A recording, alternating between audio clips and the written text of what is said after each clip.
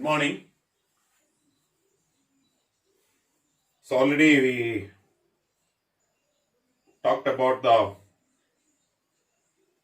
the organs of the country. So previous class we talked regarding the concept called the Union Executive. Then almost we have finished talking about the legislature, the first organ. Then we started talking about the Union Executive, the second organ. So we are at the last organ of the country, so which is called as the judiciary. So when we say this concept of judiciary, usually we will be coming across the first and foremost the judicial system of our country, so that will be the Supreme Court. Then we will be talking about concept like high courts. Then we will be talking about subordinate courts. So these are the three various judiciary system so that we are having in our country. And when we are studying about the three judiciary system like Supreme Court, High Courts or subordinate courts, so we will come to know about majorly you will come to know about the composition and the functions of this Supreme Court, High Courts and the subordinate courts. But this year, since the syllabus has been reduced, so we are not going to study in detail about the concept like judiciary. We will be talking only one judiciary system, so that will be Supreme Court. So High Court and subordinate court, so you are not going to have for this year academic syllabus. Okay, so when I talk about this lesson, that is particularly when I talk about the judiciary system of Supreme Court, so we will be coming across or we will be talking first and foremost, so that will be the introduction part. Then we will be having the qualifications, then composition and appointment. Then straight away we will go to the important topic of the lesson, that will be jurisdiction and the functions of the Supreme Court. Okay, so there are jurisdictions like original jurisdiction, appellate jurisdiction, then revisory and the advisory. So like this four functions we are having to the Supreme Court. So that also we will be going through. So but in today's class, let me go with the Supreme Court's introduction and qualification, composition and appointment, and one jurisdiction, so that will be original jurisdiction. So before getting into the jurisdiction and the functions of Supreme Court, first let us have the short introduction regarding the Supreme Court. So first and foremost, if you see, the Supreme Court is a single integrated judiciary system in India. Okay, single integrated judiciary system, so in India. What is a single integrated judiciary system in India, if you see? Okay, the highest judiciary system among subordinate court and high court. So the final interpreter to the cases or final interpreter to our country, so that is Supreme Court. Okay, so that is the reason. So we call it as a single integrated judiciary system of our country that is Supreme Court. And here there are reasons why you call it as a single integrated judiciary system. The first and foremost is, it is the head of the entire system in our country. Okay, any problem arises in our country, the final decision giver is Supreme Court. That is the reason it's called the head of the entire judiciary system. This is the one reason which will make you to tell single integrated judicial system in India. Second one is supervises. Okay, the supervises the other courts like high courts and subordinate courts. It is the one which supervises the high court, whether the high courts functioning are going on well or not.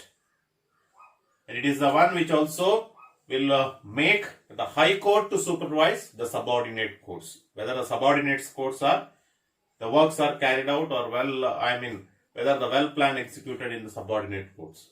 Okay, so like that, supervising the other courts like high courts and subordinate courts, that will be done by a Supreme Court. So that is the reason it's called as a single integrated judiciary system. Then no separate sets of law. Okay, in India we don't have a separate sets of law. Like for Supreme Court, one set of law separate. For High Court, separate laws. Separate set of laws. Subordinate court, separate. No. In functioning, they are different.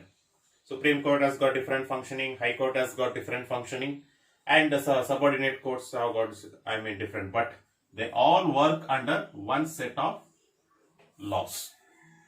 Okay, so that is the reason it's called as a single integrated judiciary system in India. Okay, then when we see qualifications, okay, so who can become the, judges? Okay, who can become the judges of, Supreme Court? If you see, one is first and foremost a citizen of India. Okay, he or she should be a citizen of India, so they can become a judges of Supreme Court. And second one is must be 5 years a judge of High Court. So he or she should have 5 years as a judge of High Court.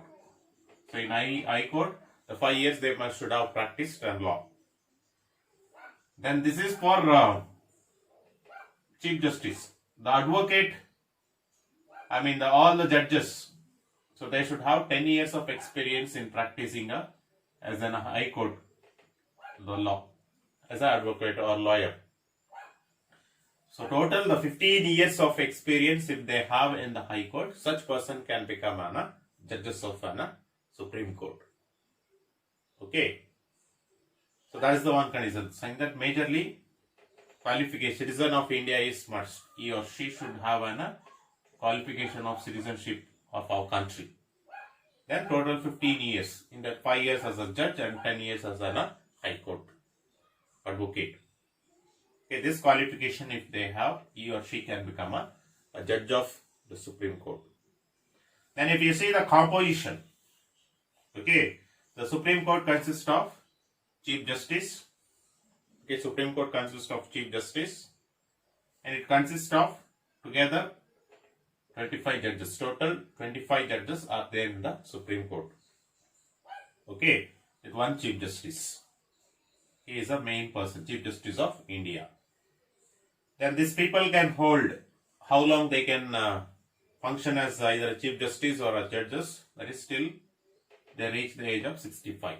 Also, if they complete the age of 65, so they should get retired from the, functioning. And if this strength, 25, this strength, if they want to increase or decrease, so that can be done by in our country only by Parliament. So Parliament is the one which determines the strength of the Supreme Court. Okay, the Supreme Court strength either to increase or decrease the number of judges that can be fixed by the Parliament. So Parliament is the one which determines the strength of Supreme Court. Okay, so this is the composition we are having. And Chief Justice and the judges of Supreme Court, who can appoint? So they can be appointed by President of India. So President of India is the one who appoints the Chief Justice of India as well as the judges of the Supreme Court. Okay, so these are some of the basic information or basic knowledge about the Supreme Court. So we are having it. So next we will go to the one of the most important topic of the lesson. And before I just go with the important topic of the lesson, then some basic things you can just keep in mind. That is the removal of the judges and this Chief Justice by using an impeachment method only, because they are also being a top official of our country. So if they are proved misbehavior or if they violate the constitution, then they have been removed under the impeachment method. So that things you can just keep it in mind. Then remaining the aspects all basically, so you are having it, that is qualification, composition and appointment. Okay, so tenure is till they complete the age of 65, so they can remain in the office. So that's about this one we are having. Now we will go with the the important concept. So that is the jurisdiction and the functions of Supreme Court. Okay, so how the functioning of Supreme Court takes place in our country. Okay, so how the functioning of Supreme Court takes place in our country. If you see, the Supreme Court functions we are having in 4 ways. First way we call it as an original jurisdiction. Second way is appellate jurisdiction, and the third way is that is revisory, and the fourth way is advisory. So like this, in 4 parts or in 4 ways, the functioning of the Supreme Court take place. But in today's class, so we will study, or in today's class we will go with the first and foremost, the important the functioning of a Supreme Court. So that is the original jurisdiction. If you say your original jurisdiction, it means power to hear. Okay, it means power to hear and determines. Okay, power to hear and determines. Here a power to hear means, any cases that goes to the Supreme Court to hear. Determines a dispute. Determines means solves a dispute in a first instance, single occurrence. Okay, a fresh case. Okay, the first instance, it is not dealt in High Court or in subordinate. Firstly, that particular case is taken directly to the Supreme Court. Okay, those cases which cannot be moved to any other court. Okay, the first instance cases, okay, the fresh cases, and that particular cases should be dealt in Supreme Court only. We cannot dealt it, we cannot have it in any other courts. Okay, such cases are dealt in other than the Supreme Court. Okay, that cases are dealt in the Supreme Court. Such cases we call it as the original jurisdiction. Okay, the first appearance of that particular case, freshly appearance of that particular case, or first instance or single occurrence of a case, firstly particularly in Supreme Court, such cases we call it as original jurisdiction. Okay, so that is the definition we are having for an original jurisdiction. And you can see here the examples I have given. We have 3 examples, so we are having it here. Okay, 3 examples, so we are having. The first example is what type of the first instance cases that you can take it to the Supreme Court. Between the government and one or more states. Okay, between the government. Okay, so ruling government is one side, central government. Against that, there are one or more states. Okay, a problem that takes place between the ruling government and between the different states. Such cases can be dealt only in the Supreme Court. It can be a problem related to policy making. Now, central government might have made any policies. Okay, to that policy, the state might have been, stood against it. Okay, so such problems, such issues can be solved only in a Supreme Court. Okay, a problem between a central government and 2 or more states. Example is while making a national policies or while making some amendments. Okay, while making an amendments or making these border boundaries between the 2 states. Okay, such situations and all, if it comes across, so such cases can be dealt directly in the Supreme Court. So that cases are called as a first instance or single occurrence, where that should be dealt only in Supreme Court. We cannot go to the High Courts. Okay, that's the one aspect so which we are having it. For example, like this Kaveri issues we had, water Kaveri issues between Tamil Nadu and between the states. Okay, so like that. And the second we are having example, you can see between the government of India and one state which is supporting the government, or the states on one side or more states on other side. Okay, one state is supporting the Indian government, central government, and remaining or all the states are standing against the decision of decision of the government of India or one state. Okay, such situation also, so there will be such issues or such cases also can be taken to the first instance. Okay. And the next issue we are having between the two or more states. So best example here is Kaveri issue. Okay, between the Tamil Nadu and Karnataka, between the states. We call it like a constitutional cases. Okay, such cases are there, so that can be dealt in the, Supreme Court. So that means here very clear that between the government and between the central or between the states, if any issues or if any problems, if it takes place, such problems can be dealt only in the, Supreme Court. Okay, such cases, cases, so we call it as first instance cases or single occurrence cases. Okay, that's the one aspect, so which we are having it. Okay, so that's about the judiciary, that is Supreme Court, the first foremost, that is the original jurisdiction of functioning, so we are having it.